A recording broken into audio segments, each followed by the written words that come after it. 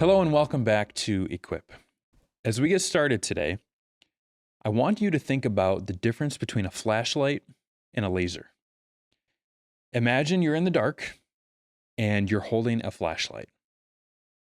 How far would the light beam travel? A few feet? Maybe a little farther if you have a strong flashlight. But now imagine you're in the dark and you're holding a laser pointer. How far will the laser beam go? On a clear night, it'll go for miles. What's the difference between the two? Focus. A flashlight gives off a broad beam. It spreads out in many directions. It gives you a wide field of view, but it doesn't go very far. But a laser gives off a narrow, focused beam that goes for miles. Now, why do I share this with you? Because in life, I think we often operate more like a flashlight. We spread out our efforts in many directions, many different areas. What's the result? We never get very far. But if we take the same level of effort, the same amount of energy, and we focus it down to a singular task, we can go further than we ever thought possible. That's what we want to help you do today. We want to make your life like a laser beam as you point toward the future. And to do that, we're going to help you take all of your brainstorming from the last session and narrow it down to a singular 90-day goal. Now, why a 90-day goal specifically? Well, first of all, there's something about a 90-day period that seems to be deeply ingrained in us as humans. It aligns with the length of our seasons, at least in our climate. It's about the length of our school semesters and business quarters. And this time frame seems to strike a balance between short-term motivation and long-term impact. In other words, 90 days is far enough away to accomplish something meaningful, but close enough to create urgency. Now, that's not to say that there's never a time and place for longer-term goals. I'm not saying that. But think about if we were to try to set a 3 or 5 year goal. Guess what usually happens? We procrastinate because we think we have a lot of time. And our lives can change so quickly that in 3 or 5 years, our goal may no longer be relevant by the time we get to our deadline. But with a 90-day goal, you can't afford to dilly-dally. 3 months goes by very quickly. It's close enough that there's an immediate sense of urgency.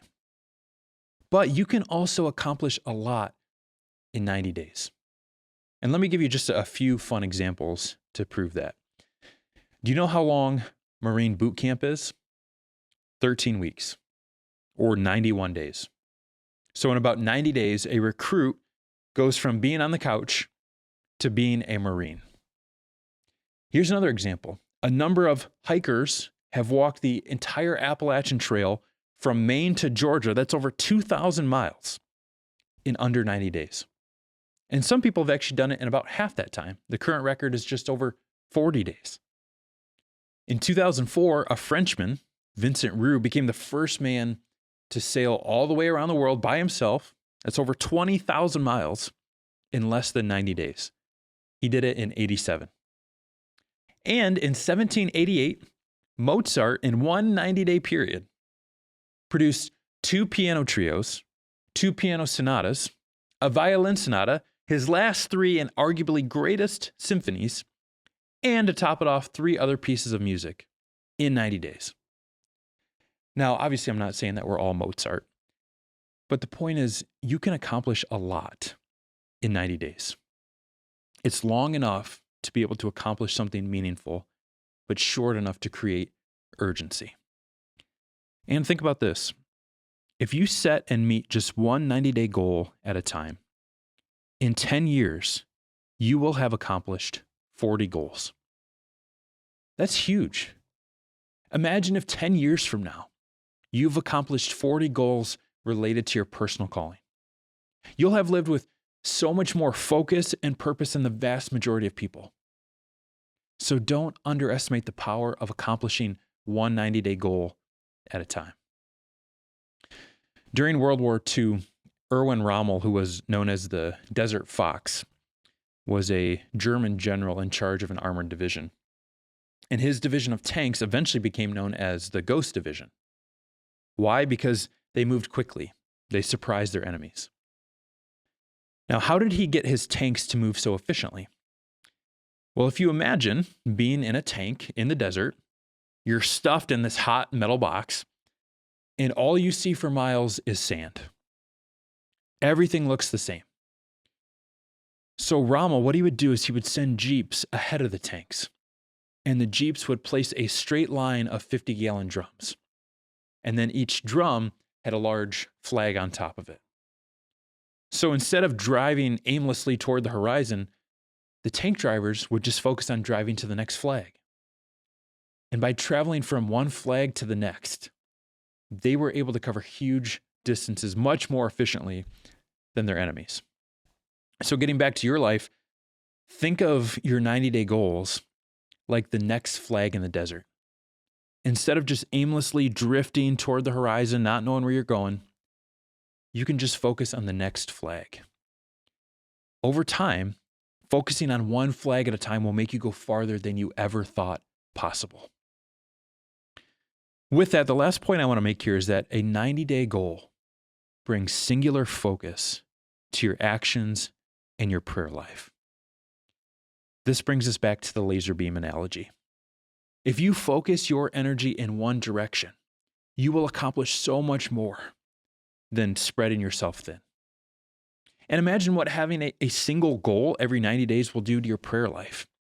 It will give your prayers so much more purpose and focus as you ask God to help you accomplish whatever your next goal or milestone is. So with that foundation in place, it's time to help you create a 90-day goal. But first, we need to narrow your focus. Last time we had you brainstorm as many ideas as you could about living out your calling in the different areas of your life. But again, we want to be a laser beam, not a flashlight. So you're going to look back at your brainstorming from last time and write down about 3 to 5 of your top ideas. What are the 3 to 5 ideas that you're most motivated to live out in the next 90 days? That's the first step. Then you're going to narrow down even more to just one idea to focus on. And there are some prompts in your notes to help walk you through this. My first encouragement, as always, is to spend time in prayer. Ask God to show you where you should focus your efforts for the next 90 days. And then we have a series of questions in your notes to help you think through which of your top ideas you should focus on. And I'm not going to go through all of those questions now, but think through which idea best reflects your 2 words. Which one will help you have the greatest impact on others? Which one best helps you intentionally invite and invest in others? And which one are you most motivated to accomplish?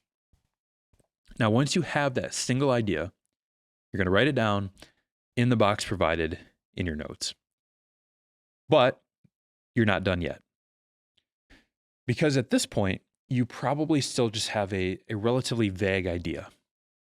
We need to take that idea and make it into an actual goal. Specifically, what we call a SMART goal. SMART is an acronym that we use to set meaningful and focused goals, a laser beam focused goal. And to illustrate this concept, let's say that the idea that you've come up with for living out your calling is to invest in my family more. Now, the heart behind this idea is great, but here's the problem. It's so vague. Over the next 90 days, how am I going to know if I actually accomplished this goal? There's no way to measure it, to track it. What does invest more even mean? By the way, this is part of why a lot of New Year's resolutions fail. They're too vague, they're too general. But this is where our acronym SMART comes in. The first word in SMART is specific. We want our goal to be as precise and clear as possible. We want to avoid ambiguity. So going back to our example, how do you specifically want to invest in your family more? Well, you might say that you want to lead family devotions. Now, this still needs work, but at least this is much more specific. Now, the next step is making your goal measurable. There should be some way of tracking your goal and knowing whether or not you've actually accomplished it.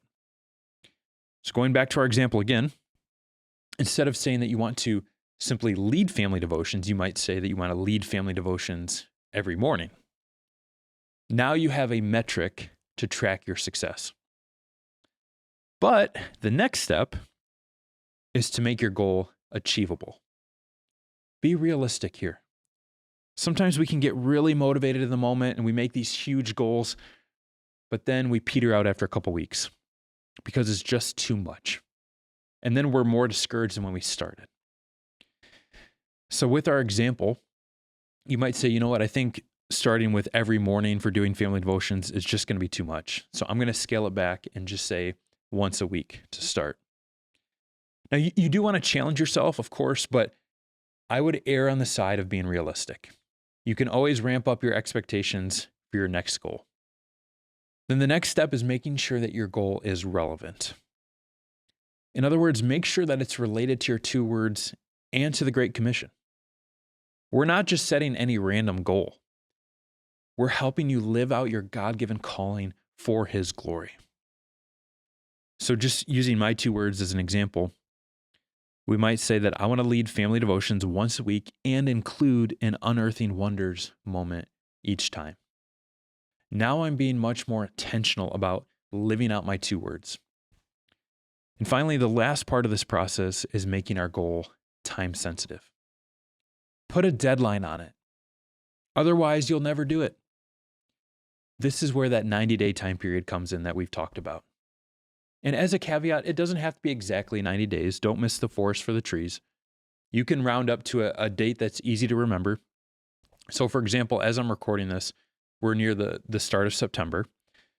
So if I were to set a 90-day goal right now, 90 days or 3 months would put me around December 1st, around the start of December. But I would probably just round up and say January 1st because that's easy to remember. So don't worry about being exact. Just make sure you have a deadline around 3 months from now. So again, using our example, our final SMART goal could be something like, by January 1st, I will lead family devotions with an unearthing wonders moment at least 10 times. So we went from invest in my family more to this. So you can see how much clearer and more measurable this SMART goal is. Now, also keep in mind that setting a deadline doesn't mean you're done with that action forever once your 90 days is over. Think of it like a checkpoint. You're just driving to the next flag in the desert. Your deadline means that it's time to reevaluate and adjust your goal if you need to moving forward. But this process of setting SMART goals and reevaluating them will help you live with laser beam focus. So let me give you just one other example of turning a vague idea into a SMART goal. And keep in mind there are more examples of this in your notes. But let's say that you come up with the idea that you want to share the gospel more. Now again, that's great, but how do you measure it? So instead, you might say something like, by January 1st, I will share my testimony and my 2 words with at least 3 unsaved people in my circle of impact. This goal is now much more specific. It's measurable. We can track whether or not you've achieved it. It's achievable because we're starting with just 3 conversations over the next few months. It's relevant to your calling and the Great Commission because you're sharing how God has given you purpose as you invest in others. And it's time sensitive because we set a deadline. So hopefully you can see how creating a SMART goal is much more effective than only coming up with vague ideas. So again, as you launch off our aircraft carrier, we want you to have laser beam focus. We want you to know exactly how to live out your calling for the next 90 days. And the beautiful thing about this approach is that every few months you get to reevaluate and decide where you need to focus your efforts. Because while your overall calling and your 2 words may not change, the application of your calling will. We're never going to just live out our calling one way for the rest of our lives. I may always be unearthing wonders in some way, but the exact application of that's going to look different in the different seasons of my life. So finish making your 90-day goal for now, and then next time, we'll talk about what revisiting your goals will look like in the future. But again, don't underestimate the power of 90-day goals, of just focusing on the next flag in the desert. You can accomplish a lot in 90 days. And in 10 years, you could stack up 40 milestones related to your calling. That's more than most people will accomplish in a lifetime.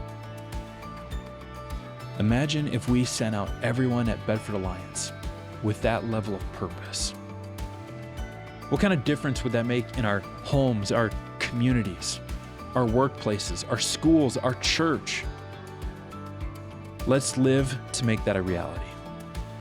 And let's do it all for His glory.